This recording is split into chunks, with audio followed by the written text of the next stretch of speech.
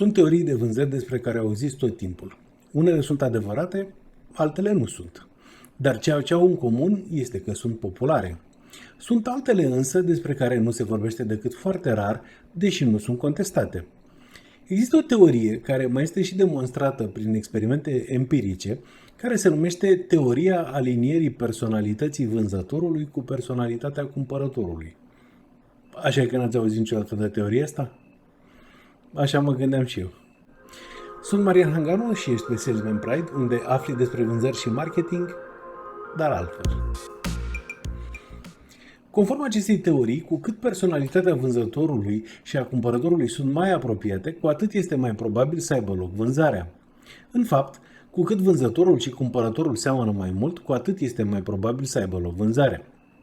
Oamenii sunt animale tribale, care au evoluat în grupuri mici vreme de milioane de ani. Ei sunt obișnuiți să aibă încredere și să le placă cei care seamănă cu ei. Aceasta este baza cea mai solidă a acestei teorii. Am să vă demonstrez că am dreptate. Mergem pe Google Images și dăm o căutare după Salesman and Client. Sigur, majoritatea fotografiilor pe care le găsim sunt fotografii stock, adică fotografii de cumpărat pentru scopuri de marketing. Ele arată însă cum își imaginează fotografii că trebuie să arate vânzătorul și clientul. Și ce observăm noi aici? Că ei seamănă între ei. De cele mai multe ori au aceeași vârstă, arată similar și par să facă parte din același strat social. Același lucru veți observa și pe un site cum este Pexels, un site pentru fotografi și creatori video. Alinierea între vânzător și client nu înseamnă numai alinierea la grupa de vârstă. Înseamnă că cei doi împărtășesc aceleași opinii politice, viziuni despre viață, gusturi vestimentare, preferințe pentru petrecerea timpului liber și așa mai departe.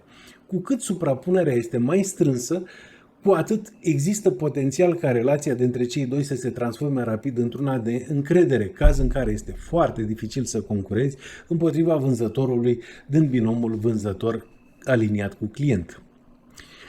Studiile pe care le-am văzut acum 20 de ani determinaseră că influența alinierii personalității celor doi era de aproximativ 20% și cred că este corect. Este însă o medie, așa încât țineți minte, cu cât alinierea este mai bună între cei doi, cu atât relația lor este mai solidă. Adică, în anumite situații, influența alinierii tinde spre 100%. Ce părere aveți despre teoria asta? Ați simțit-o la lucru în activitatea voastră? Aveți o situație în care ați concurat împotriva unei astfel de relații? Dar una în care ați fost unul dintre membrii binomului.